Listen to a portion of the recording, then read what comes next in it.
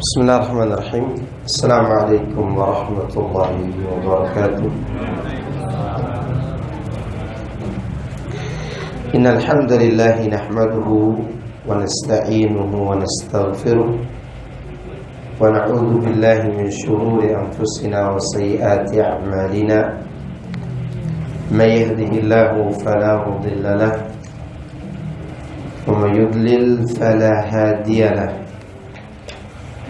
وأشهد أن لا إله إلا الله وحده لا شريك له وأشهد أن محمدا عبده ورسوله صلى الله عليه وعلى آله وصحبه أجمعين وسلم تسليما كثيرا مزيدا وبعد. Jemaah sekalian rahimani Allah wa iyyakum.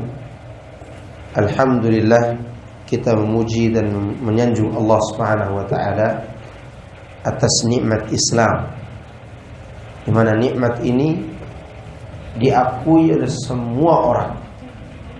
Bahkan musuh-musuh Islam pun mereka mengakuinya sebagai nikmat dan karunia dari Allah, sebagai agama yang benar. Sebagaimana dikatakan oleh Allah Subhanahu wa taala tentang keyakinan Fir'aun. Tahu Fir'aun? Fir'aun adalah orang paling buruk di muka bumi ini. Ternyata punya usut hati kecilnya membenarkan ajaran Nabi Musa. Allah menyebutkan itu di dalam surat An-Naml ayat 14. Allah mengatakan wajahadu biha wastaiqanatha anfusuhum dhulman wa 'uluwa fanzur kaifa kana 'aqibatul mufsidin. Dan mereka mengingkari ayat-ayat Allah yang dibawa Nabi Musa atas dasar kezaliman dan keangkuhan, kesombongan. Padahal hati kecil mereka meyakini itu. Mereka di sini siapa? Firaun dan bala tentaranya. Maka perhatikanlah bagaimana akibat yang menimpa orang-orang yang membuat kerusakan. Ini menunjukkan bahwa ketika orang meninggalkan kebenaran, dia akan menjadi pelaku kerusakan. Jadi jika seorang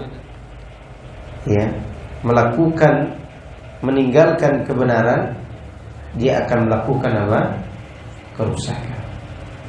Kerusakan itulah yang dijauhkan dari orang-orang yang mengikuti kebenaran itu sendiri. Ini menunjukkan bahwa Islam adalah nikmat yang sangat agung. Bahkan orang-orang Yahudi pun pernah berkata kepada Amirul Mukminin Umar bin Khattab radhiyallahu anhu, kata orang-orang Yahudi kepada Umar, ya Amirul Mukminin, innakum taqra'una ayatan fi kitabikum law 'alaina ma'syaril yahudi nazalat lattakhadna dzalika al-yawma 'ida. Wahai pemimpin kaum mukminin, yaitu Umar bin Khattab, sesungguhnya kalian membaca satu ayat di dalam kitab kalian, yang ayat tersebut kalau turun kepada kami orang Yahudi, hari turunnya ayat itu kami akan jadikan sebagai hari raya. Hari raya hari apa? Hari kegembiraan. Ayat apa yang dinanti Yahudi itu? Yaitu ayat ketiga dari surat Al-Ma'idah. Al-yawma akmaltu lakum dinakum wa atmamtu alaikum ni'mati wa raditu lakum al-islam madina. Ketika Umar bertanya ayat yang mana yang kau maksud, Yahudi ini mengatakan itu ayat tadi, Al-yawma akmaltu lakum dinakum. Apa makna ayat itu? Pada hari ini Aku telah sempurnakan bagimu agamamu, dan aku telah cukupkan atasmu nikmatku, dan aku ridho Islam sebagai agama bagimu. Itu yang diyakini Yahudi. Apa diyakini Yahudi? Agama Islam, agama yang sempurna. Diutusnya Nabi Muhammad SAW sebagai nikmat yang sempurna. Dan Allah hanya meridhoi agama Islam. Pertanyaannya, kenapa mereka tidak mau ikut? Itu pertanyaan. Karena itu diyakini oleh mereka. Loh, kenapa mereka tidak mau ikut? Jawabannya ada pada surat An-Naml ayat 14 tadi. Wajahadu biha wastaiqanatha anfusuhum dzulman wa 'uluwa. Sebabnya dua, kezaliman dan keangkuhan atau kesombongan. Itu menyebabkan orang jauh dari hidayah. Maka oleh karena itu, ketika Allah memberikan hidayah kepada kita dan kita mau tunduk mengamalkan sunnah-sunnah Rasulullah SAW, itu bertanda Allah memilih kita untuk menerima nikmat itu. Semoga ini menjadi kebaikan buat kita semua. Kata Ibnu Qayyim rahimahullah ta'ala, idza amila salihan famin minnatihi wa ni'matihi alaihi, wa in qabilaha faminnatun wa ni'matun saniyah. Kata Ibnu Qayyim, jika seorang melakukan kebaikan, maka itu tanda, maka itu bagian dari karunia Allah atasnya. Dan jika Allah menerima kebaikan itu, maka itu nikmat kedua, nikmat berikutnya. Jadi ketika kita mengamalkan, itu sudah memperoleh nikmat. Ternyata ketika Allah terima lagi amal itu dari kita, itu nikmat berikutnya. Maka semoga Allah menerima amal kebaikan kita. Tapi insyaallah malam hari ini kita akan bahas masalah yang sangat penting untuk dibahas, yaitu masalah sholat. Masalah apa? Sholat. Kitabus sholat. Ada yang tahu arti sholat secara bahasa? Doa. As-salatu ad-du'a. Ini makna sholat secara bahasa. Makna sholat secara istilah, gerakan dan ucapan yang dimulai dari takbiratul ihram, diakhiri dengan salam, dengan ketentuan syarat-syarat tertentu. Itu sholat. Berarti gerakannya sudah diatur, ya. Takbiratul ihram, ucapannya juga sudah diatur. Dan tidak boleh membuat ucapan sendiri pada ritual sholat yang sudah bersifat qat'i. Qat'i itu pasti tidak boleh dirubah, kecuali yang diizinkan seperti doa. Doa boleh, doa apa saja, yang penting tidak mengandung dosa dan memutus silaturahmi. Seperti doa dalam sujud, doa sebelum salam, itu juga doa. Ya, selain doa yang diajarkan Rasulullah SAW, juga boleh berdoa bebas. Tapi di gerakan-gerakan dan ucapan-ucapan yang tidak diizinkan yang lain untuk diucapkan di situ, maka tidak boleh. Seperti apa? Ruku tidak boleh, ya. Seperti misalnya baca Al-Fatihah, tidak boleh dirubah dengan zikir yang lain, karena tidak diizinkan. Makanya sholat itu ketentuannya sudah pasti dari Allah Subhanahu wa taala dan Rasulnya sallallahu alaihi wasallam. Itu makna sholat. Sholat fardu ada 5 waktu. Sholat subuh, zuhur, asar, maghrib, isya. Ya. Itu sholat 5 waktu. Dulunya sholat itu disyariatkan oleh Allah berapa waktu? 50 waktu. Kemudian Rasulullah ketika turun membawa 50 waktu itu, diberitahu oleh Nabi Musa, umatmu tidak sanggup naik lagi. diringankan setelah beberapa kali, maka sampai pada 5 waktu. Tapi yang 5 waktu itu kata Allah, ketika Rasulullah pengen turun membawa syariat 5 waktu itu, apa kata Allah? Ya Muhammad, inni idza qadaitu qada'an fa innahu la yurad. Inna hadhihi al-khamsa khamsun, kata Allah. Aku kalau sudah menetapkan sesuatu, aku tidak akan merubahnya. Bahkan Allah katakan la yubaddalul qawlu ladayya.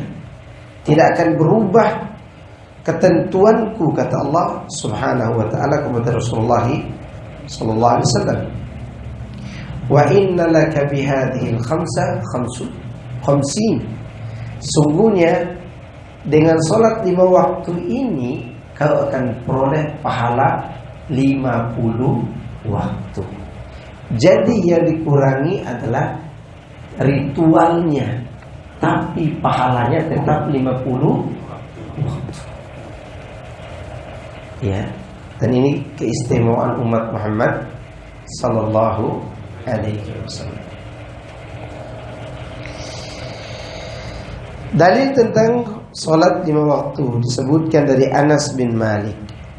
Qal furidat 'ala an-nabiy sallallahu alaihi wasallam lailata usriya bihi 50 thumma nuqisat hatta ju'ilat 5 thumma nudiya ya Muhammad innahu la yubaddalu al-qawlu ladayya wa inna bihadhihi al-khams 50, kata Allah Azza wa Jalla. Dari Anas bin Malik, dia mengatakan pada saat Rasulullah SAW melakukan Isra Mi'raj,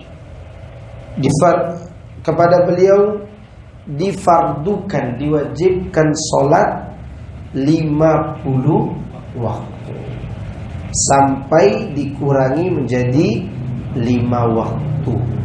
Kemudian diserukan kepada Nabi SAW, wahai Muhammad, ucapan di sisiku tidak akan pernah berubah, kata Allah. Sesungguhnya dengan sholat 5 waktu ini engkau akan mendapatkan pahala 50 waktu. Masya Allah.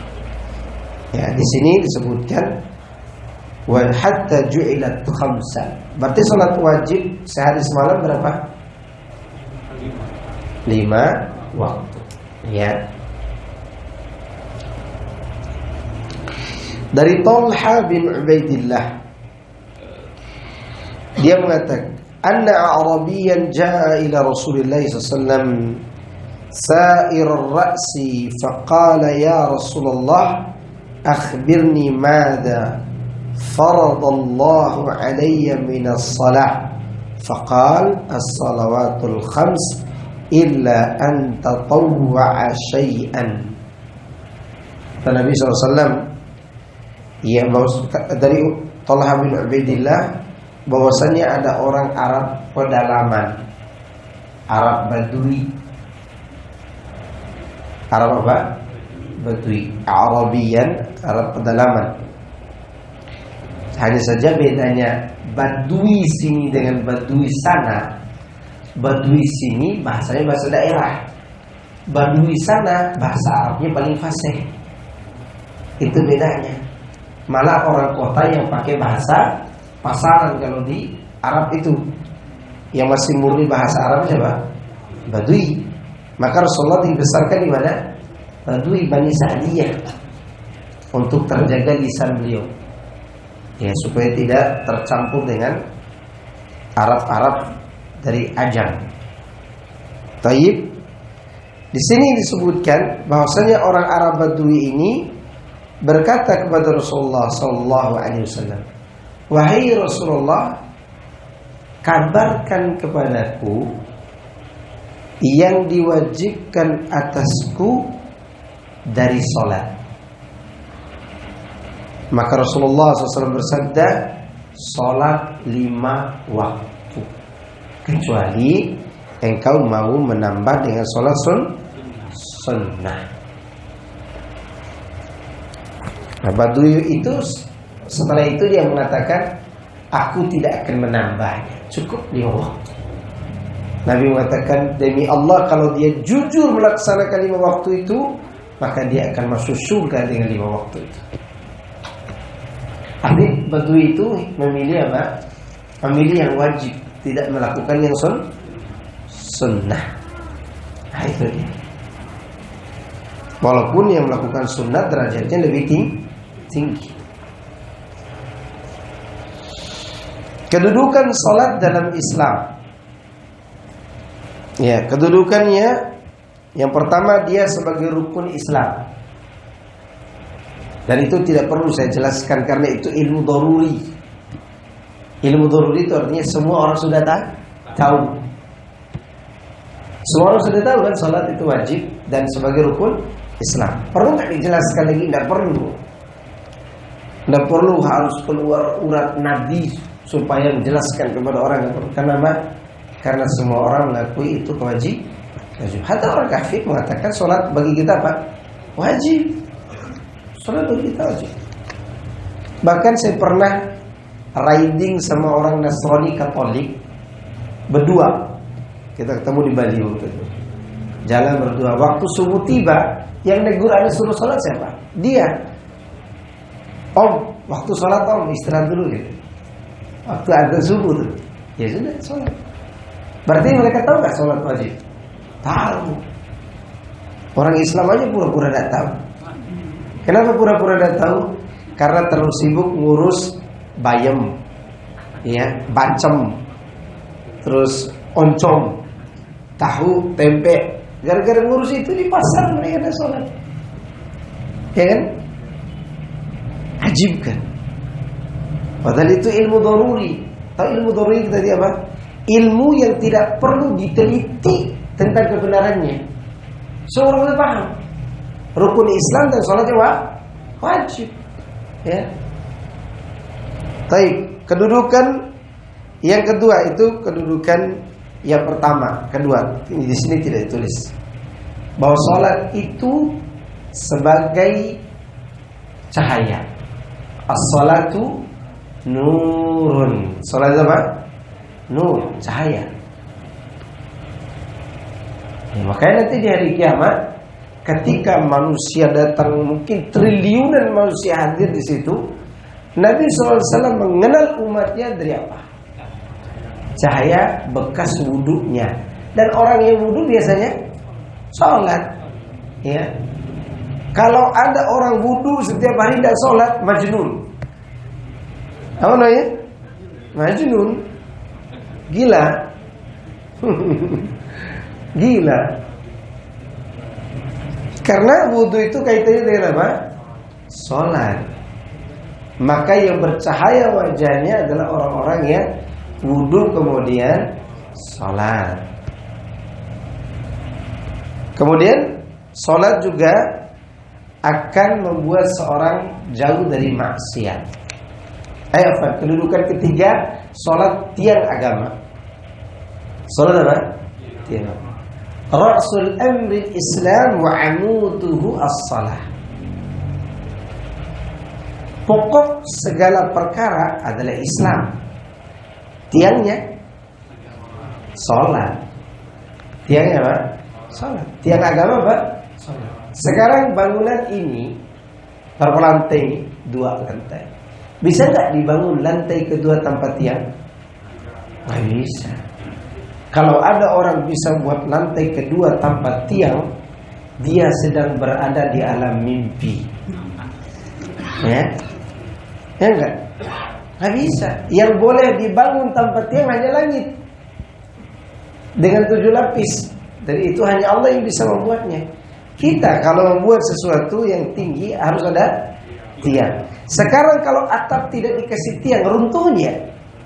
Itulah ibarat kebaikan. Tembok ini baik. Ya, tembok dia berat kebaikan. Misalnya ini sedekah, zakat, puasa, haji. Di atasnya itu ada jihad, ya kan? Ada kebaikan-kebaikan yang lain. Lalu tidak ada sholat. Kira-kira yang lainnya runtuh nggak? Runtuh. Seperti bangunan ini. Coba hilangkan semua tiangnya. Ya, lalu ada orang datang, hilangkan semua tiangnya. Kenapa? Karena saya bermimpi menjadi si buta dari gua hantu yang bisa membuat sesuatu itu berdiri dengan ajaib. Gak mungkin. Harus dengan tiang. Harus apa? Tiang. Demikianlah kebaikan ada. Ya. Itu kedudukan yang tinggi sekali untuk Islam dan kaum muslimin. Baik. Itu kedudukan. Sekarang hukum orang yang meninggalkan sholat. Ini penting nih. Karena banyak orang meremehkan sholat. Bahkan ada orang sholat itu hanya sampingan. Sholat sebagai apa? Sampingan. Sehingga mereka meremehkan sholat. Lalu orang yang meninggalkan sholat itu, apa hukum bagi mereka? Hukum di sini ada dua. Hukum status dan hukum pidana. Hukum status dan hukum pidana. Sekarang kita bicara dulu hukum pidana karena tidak dibicarakan di sini. Mungkin nanti dibicarakan. Hukum pidana bagi orang yang meninggalkan sholat dengan sengaja dihukum pancung. Hukum apa? Pancung. Hukuman mati bagi orang yang meninggalkan sholat.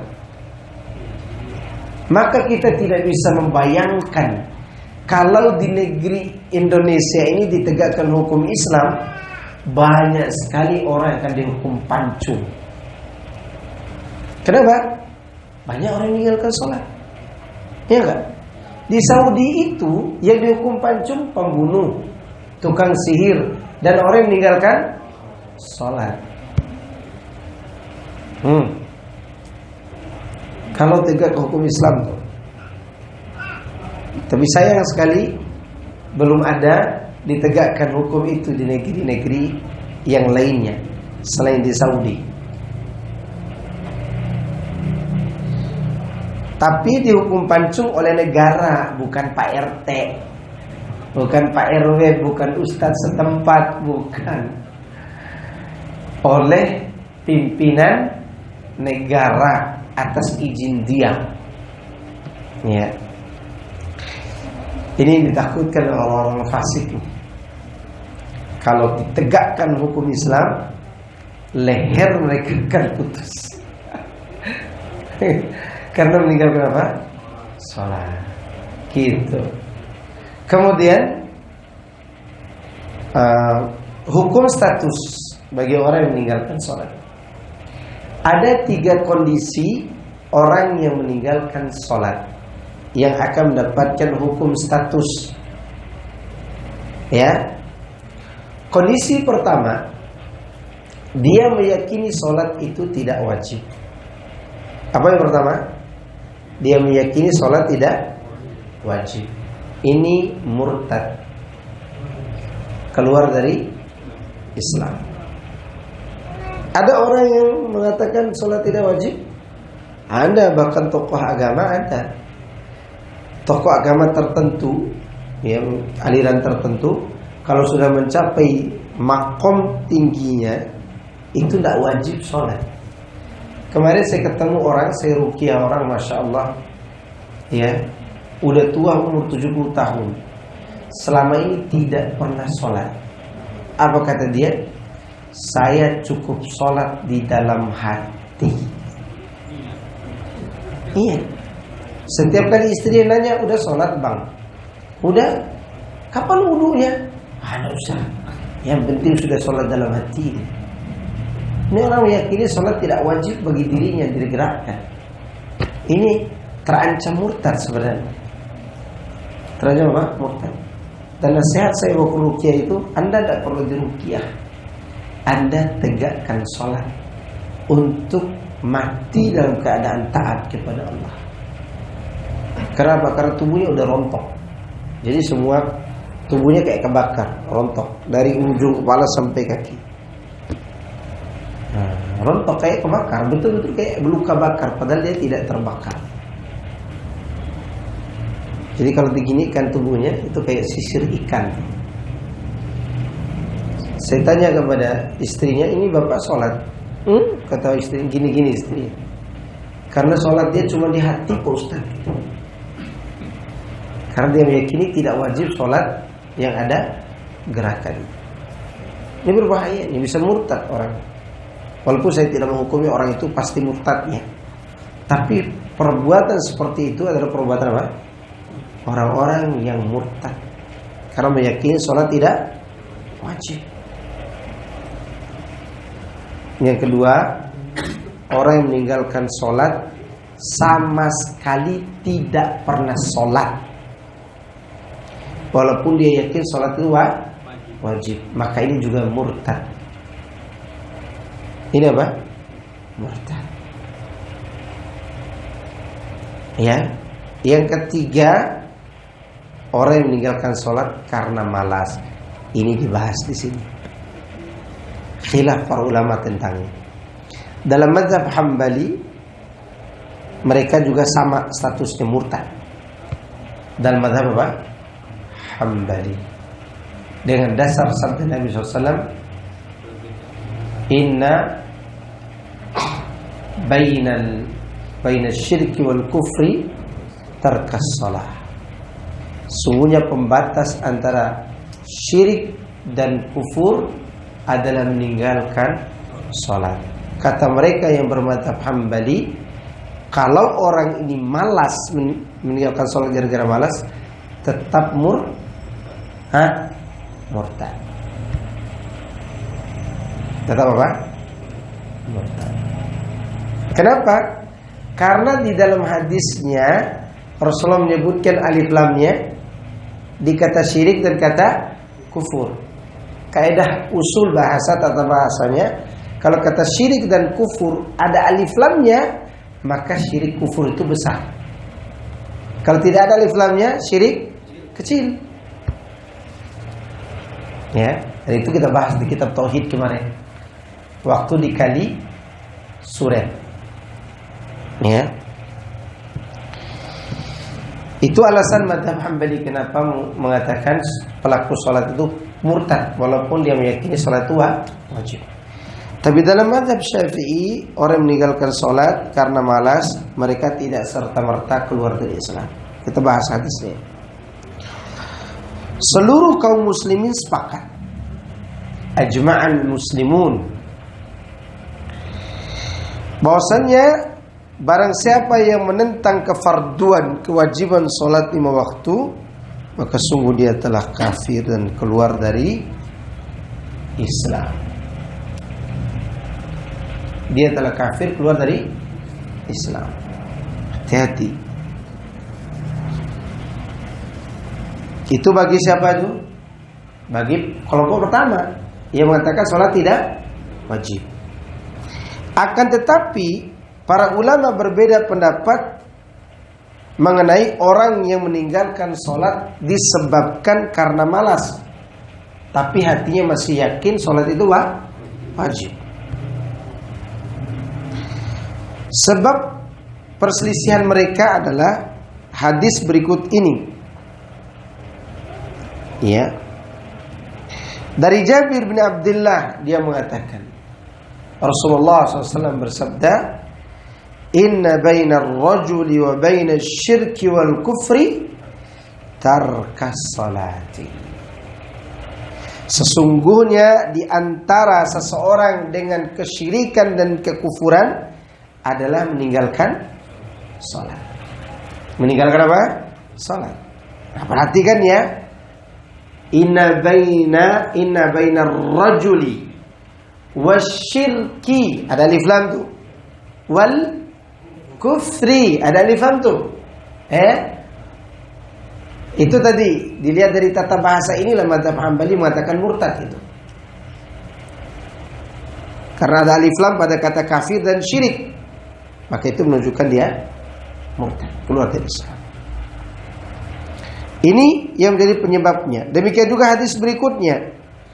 Al-ahdu alladhi bainana wa bainahumus salatu faman tarakaha faqad kafar. Pembatas, janji yang membatasi antara kita dengan orang kafir adalah salat. Karena itu barang siapa yang meninggalkan salat, sungguh dia telah kafir. Hadis ini luar biasa. Seandainya tidak ada hadis lain yang membahas tentang orang meninggalkan sholat kecuali ini, maka murtad semua orang yang meninggalkan sholat. Tidak ada khilaf para ulama kita. Namun ada hadis lain yang mengisyaratkan orang yang meninggalkan sholat karena malas, mereka tidak murtad, tapi melakukan dosa paling besar. Akan tetapi pendapat yang benar, yang kuat di antara banyak perkataan ulama, ialah pendapat yang mengatakan bahwa yang dimaksud kufur di dalam hadis ini adalah kufur yang tidak mengeluarkan dari Islam. Kufrun duna kufrin. Kufur yang tidak membuat pelakunya menjadi murtad. Yang tidak mengeluarkan pelakunya dari agama Islam. Sebagai cara kita untuk mengkompromikan hadis-hadis Nabi SAW dengan hadis di atas, coba kita perhatikan hadis berikut ini, yang menunjukkan bahwa orang meninggalkan sholat karena malas tidak murtad. Dari Ubadah bin Samit radhiyallahu anhu qala sami'tu Rasulullah SAW yaqul khamsu salawatin katabahunna Allah 'ala al-ibadi man jaa'a bihinna lam yudayyi' minhunna shay'an istighfafan bihaqqihinna kana lahu 'inda Allahi ahdun an yudkhilahu al-jannata wa man lam ya'ti bihinna falaysa lahu 'inda Allahi ahdun in syaa'a 'adzabahu wa in syaa'a ghafara lahu. Dari Ubadah bin Samit, dia berkata, aku mendengar Rasulullah sallallahu alaihi wasallam bersabda, ada 5 salat yang Allah wajibkan atas hamba-hambanya. Barang siapa yang mengerjakannya dengan sempurna tanpa menyia-nyiakan, artinya tanpa menganggapnya enteng, ya,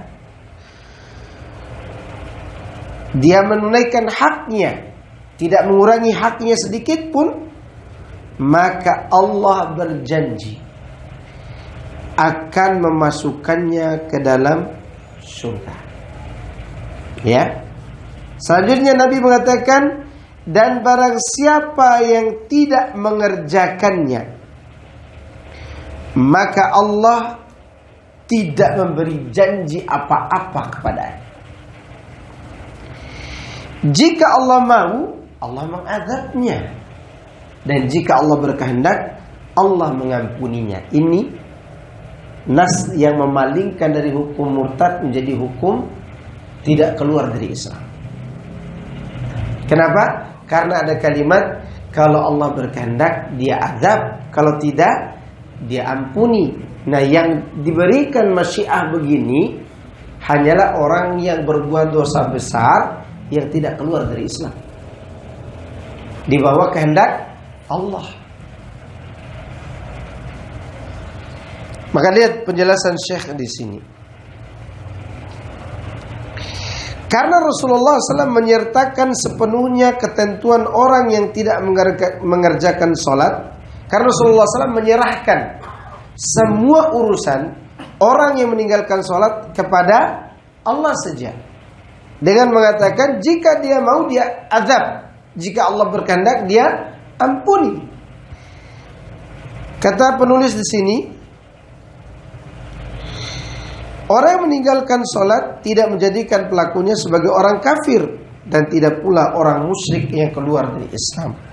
Karena Allah berfirman, innallaha la yaghfiru ayyushraka bihi wa yaghfiru ma duna dzalika liman yasha. Allah tidak mengampuni dosa syirik dan mengampuni dosa di bawahnya bagi siapa yang dikehendakinya.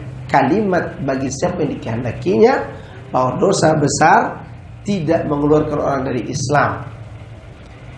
Karena Allah mengatakan liman yasha, di bawah kehendak Allah, tahta masyiatullah. Ini dalil yang memalingkan dari hukum murtad menjadi hukum fasik atau kufrun duna kufrin tadi.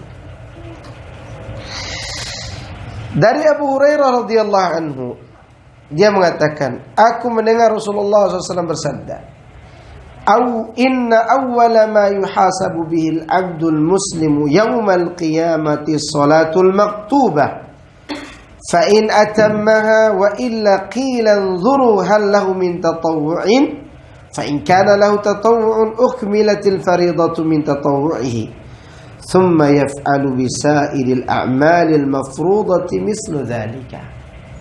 Perhatikan ya. Rasulullah SAW mengatakan, sesungguhnya amal hamba muslim yang pertama kali diperiksa oleh Allah adalah salat. Jika dia menyempurnakan salatnya, maka ia telah beruntung. Kalau tidak, artinya dia tidak sempurnakan, ada yang dia lalaikan dari salatnya, maka periksa salat sunnahnya. Ya, karena yang bolong dari sholat wajibnya akan ditambal dengan sholat sunnah. Nah, kalau kufur tidak mungkin bisa ditambal pakai sholat sunnah, nggak mungkin. Ya enggak? Nah, semua hadis ini menjelaskan bahwa orang yang meninggalkan sholat karena malas, hukumnya kafir, kufrun duna kufrin. Hadis berikutnya tentang orang akhir zaman yang mengucapkan la ilaha illallah dan dia selamat dengan itu tanpa dia kerjakan sholat, karena dia tidak tahu di akhir zaman itu semakin hari semakin terkikis ilmu. Lihat kata Hudzaifah ibnul Yaman, dia mengatakan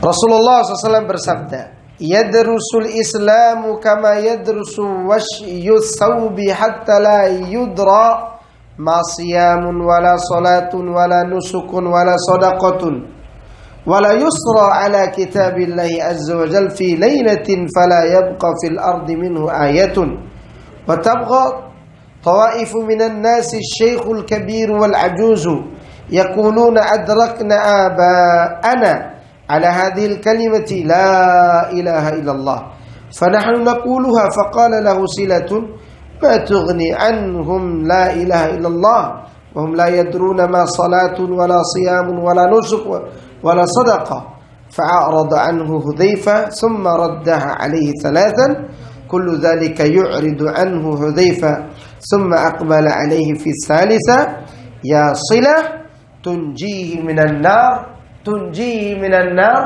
تنجيه من النار.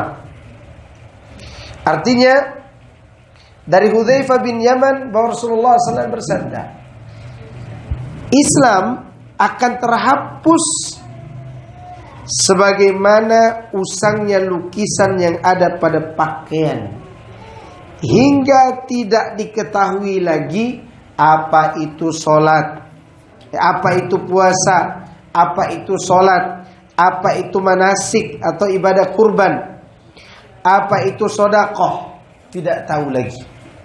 Jadi begitu dia semakin lama nih, semakin jauh orang dari Islam, maka orang tidak mengerti puasa, sholat, ibadah, dan yang lainnya, tidak ngerti.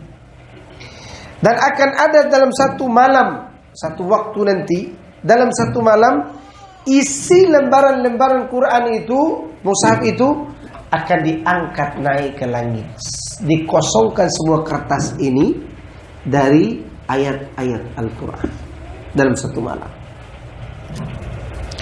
Dan yang tersisa waktu itu kelompok-kelompok dari orang tua yang tua renta, kakek-kakek dan nenek-nenek, yang mereka itu berkata, kami dapati nenek moyang kami hanya mengucapkan kalimat ini, yaitu kalimat la ilaha illallah. Mereka tidak ngerti apa sholat, apa puasa, apa zakat, apa sedekah, tidak ngerti.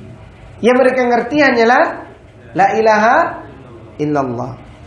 Lalu salah seorang tabi'in berkata kepada Hudzaifah, ya Hudzaifah, Tidak mungkin la ilaha illallah menyelamatkan mereka karena mereka tidak, padahal mereka tidak tahu sholat, puasa, zakat dan seterusnya tadi. Gimana la ilaha illallah bisa menyelamatkan mereka? Apa kata penulis?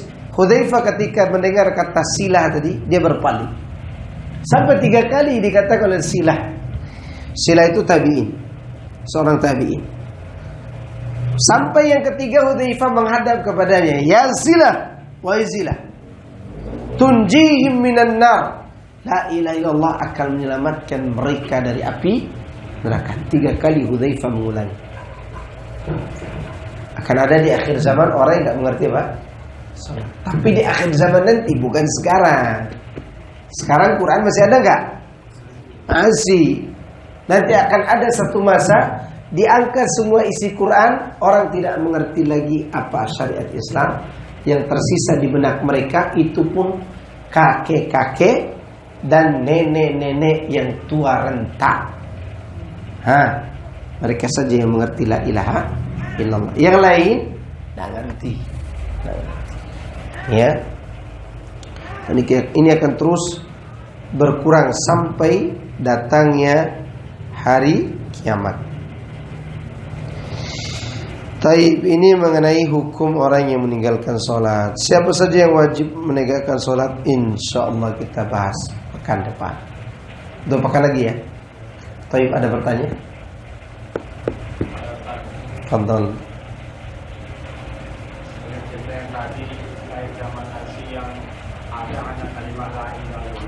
Itu bagaimana dengan para penghafal Quran? Apa juga orang itu lupa dengan hafalannya? Sudah tidak ada lagi penghafal Qurannya, mati. Sudah mati. Karena di akhir zaman orang-orang yang berilmu akan diangkat. Innallaha la yaqbidu hadzal ilma intiza'an, walakin yaqbiduhu biqabdil ulama.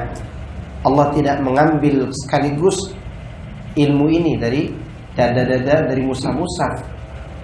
Ya, tapi dengan cara apa? Dimatikan para ulama. Maka sudah tidak ada lagi orang yang mengerti itu. Allah angkat aja kitabnya, kalamnya, iya kan?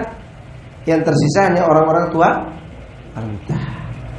Nah, betul. Diwafatkan oleh Allah para ulama dan penghafal Quran. Maka sebelum diangkat tuh ayat-ayat, sempatkan baca Quran. Nanti kalau udah diangkat mau baca apa? Mau baca koran. Koran itu di tahun 2008 di Mesir yang benar cuma halaman 10. Kenapa halaman 10? Karena berita kematian. Selain itu tidak ada lagi yang benar. Mau dibaca apa? Ini Quran masih ada, alhamdulillah kita masih lihat. Dan kita kalau mau nangis lihat ayat ini, nangis karena gembira. Kenapa? Akan ada masanya dia diangkat dari mushaf kita. Jadi nanti pada waktu itu belajar itu Pak. Wallahu alam, itu apakah terjadi setelah Dajjal turun apa belum? Karena ketika Dajjal turun, orang masih bisa baca Quran. Imam Mahdi, iya kan? Imam Mahdi masih jadi imam sholat.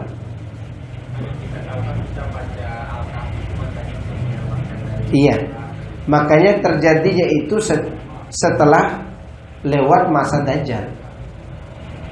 Karena ketika Nabi Isa turun apa? Di antara tujuan membunuh Dajjal. Ya, Nabi Isa begitu turun, orang-orang tahu itu Nabi Isa. Kata kaum muslimin, silakan kau jadi imam wahai Isa bin Maryam.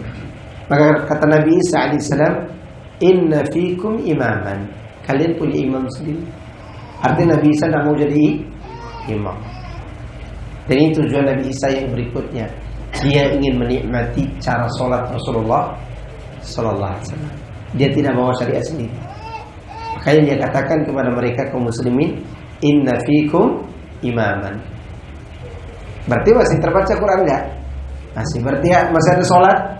Nah, kejadian tadi yang kita baca tadi, sudah tidak ada orang yang tahu sholat. Akhir, betul-betul akhir zaman. Zaman kerusakan.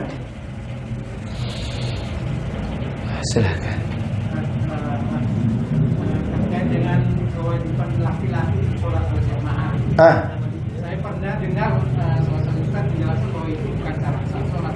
Iya, kalau itu ya benar. Tapi masalahnya kan seperti saya yang kerja di kantoran itu, kadang-kadang udah waktu sholat sendiri aja di ruangan aja, bukannya tunggu sholat atau masjid gitu.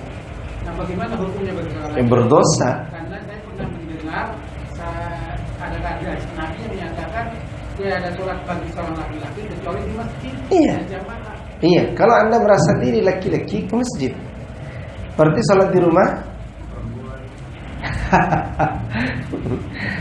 Nah, itu khilaf para ulama tentang itu. Yang rajih adalah wajib. Yang rajih adalah wajib. Laki-laki wajib sholat di masjid. Ya. Dan ulama membahas waktu itu yang mengatakan sunnah maupun yang mengatakan fardu kifayah atau yang mengatakan wajib, mereka semua sama-sama ke masjid. Bedanya kita hari ini cari tahu hukum tidak wajibnya agar kita sholat di rumah. Kalau begitu semua pola pikir kita, yang sholat di masjid hanya marbot dan marbot. Dia yang adzan, dia yang qomat, dia yang imam, dia yang makmum.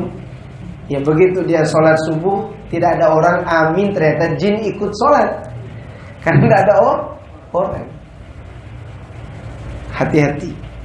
Jangan sampai kita bahas itu untuk meninggalkan sholat di masjid. Dan saya yakin pendapat yang paling hati-hati, insya Allah sholat bagi laki-laki wajib di masjid, kecuali ada uzur. Dan ingat, masjid itu masjid nih, ada yang bersifat masjid hakiki, itu seperti tanah wakaf buat masjid. Ada yang bersifat masjid hukumi seperti ini. Nah, bukan masalah musolanya.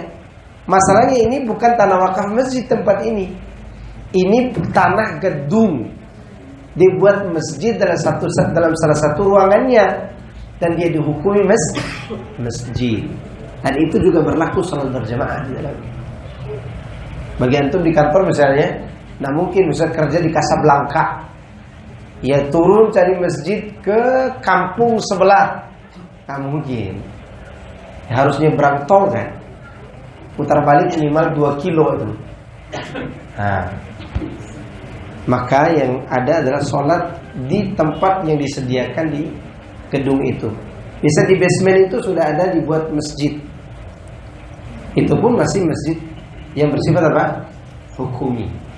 Dihukumi masjid. Oke? Jelas. Nah, kecuali kalau antum berat ke masjid karena ada sesuatu, ada uzur, ya boleh sholat sendiri. Boleh sholat sendiri.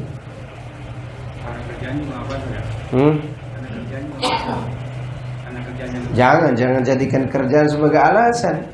Pekerjaan itu tidak bisa menghalangi sholat. Dan sholat tidak menghalangi pekerjaan. Berjamaah. Nggak bisa berjamaah karena ada pekerjaan. Pekerjaannya apa dulu? Kalau pekerjaannya lagi jaga-jaga perang, ya seperti tentara-tentara yang berjaga-jaga di perbatasan kaum muslimin, ya kan? Dia belakangan sholatnya. Atau seorang security yang di situ banyak pencurinya, sehingga orang tidak tenang sholat gara-gara banyak yang mencuri. Begitu antum parkir motor di situ, yang antum pikirkan bukan Allahu Akbar, ya Allah tolonglah motor saya. Maka security yang ada di situ boleh dia menunda sholatnya, ya, ganti-gantian. Kalau betul-betul kondisi seperti itu. Atau seperti kejadian saat ini, ada pembunuhan terhadap imam-imam masjid dan makmum-makmum masjid di daerah-daerah tertentu. Maka ada yang berjaga-jaga untuk keselamatan nyawa juga tidak masalah. Seperti yang terjadi di Saudi. Itu askara-askara itu di samping imam kan? Nah, karena ada orang-orang Syiah yang akan menyerang imam itu. Dan imam itu sering diserang dalam kondisi tertentu. Nah, itu tidak masalah bagi mereka. Nah, silakan. kalau imamnya tidak tahu merokok gimana Ustaz? Gimana? Ya, kalau tidak tahu Imamnya rokok, ya, imam tidak masalah dia jadi imam. Nah, masalah. Yang masalah jadi imam itu adalah yang cincin-cincinnya gede, dia bilang ini ilmu keramat nih. Berarti nampak kesyirikannya, maka haram sholat di belakang orang. Ya, yang dia kesyirikan meskipun dia kesyirikan syirik kecil, tapi nampak syirik kecilnya seperti jimatnya. Dia katakan, ini saya dapat dari gunung Merbabu, ini saya dapat dari gunung Gede, ini Pangrango, gitu kan. Ini gunung Salak, maka bentuknya seperti salak nih. Dan semuanya keramat, gitu kan. Maka tidak boleh sholat di belakang. Kalau perokok boleh. Boleh. Ada imam rokok, aduh saya heran sekali. Anak pernah sholat di Lombok, imam bagus aja suara.